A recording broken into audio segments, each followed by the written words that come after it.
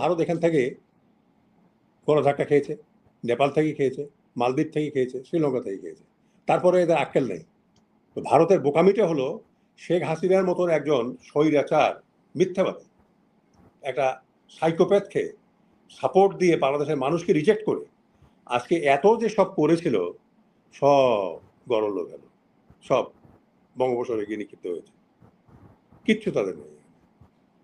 তো এইটা যারা করে তারা কত বড় আহাম্মক। আমি মনে করি বা পাকিস্তানের সঙ্গে আমাদের সম্পর্ক গভীর হওয়া উচিত।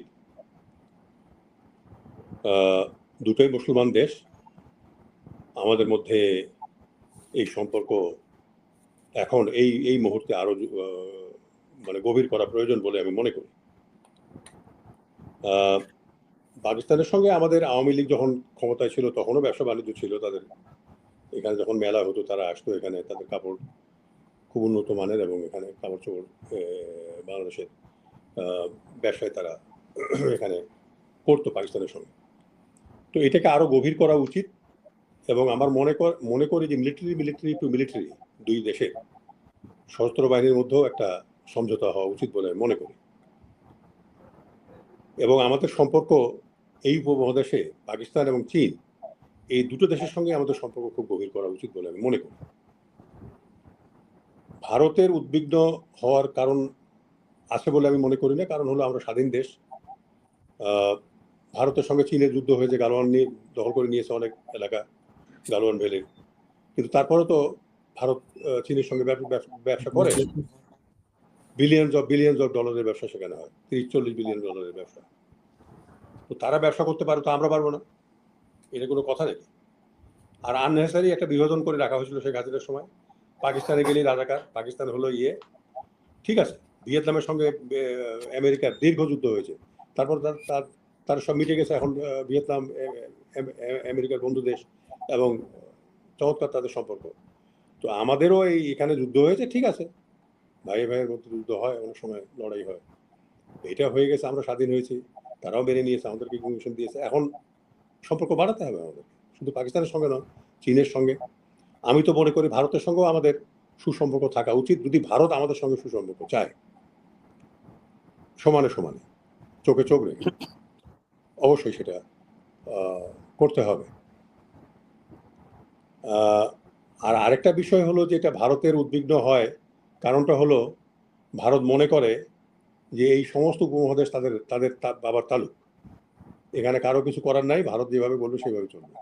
দুনিয়া যে বদলে গেছে, এই ভারতের এই ব্যাকওয়ার্ড মাইন্ডেড যে নেত্রী ওখানে বসে আছেন, তাদের ওইটা চিন্তায় আসে না। আমি আশ্চর্য হয়ে যাই, আমি কলকাতার একটা ভিডিও দেখছিলাম, তথাগত রায় রাজ্যপাল ছিলেন।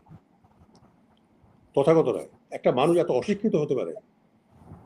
সে বলতেছে বাংলাদেশে হিন্দুদের উপরে অহরহ অত্যাচার হচ্ছে। তথাগত রায় বিজেপির পশ্চিমবঙ্গের সভাপতিও ছিল। সভাপতি ছিল। এই লোকটা এত অশিক্ষিত, 80 বছর তার বয়স।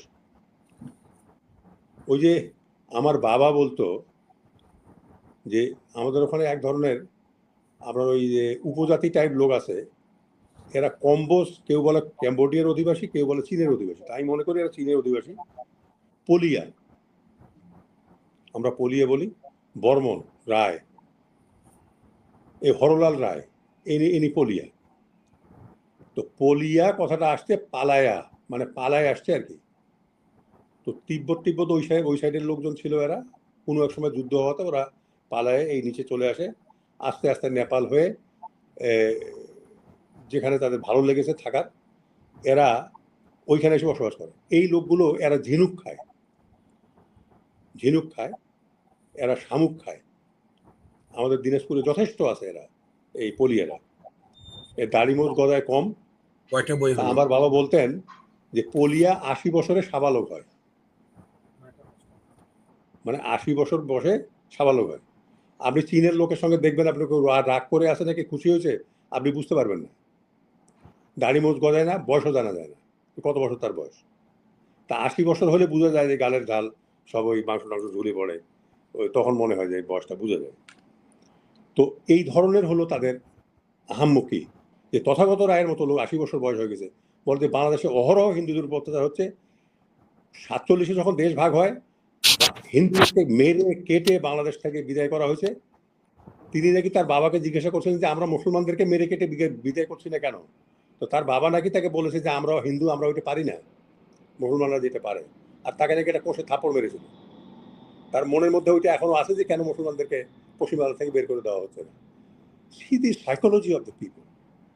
একটা রাজ্যপালের মনোভঙ্গি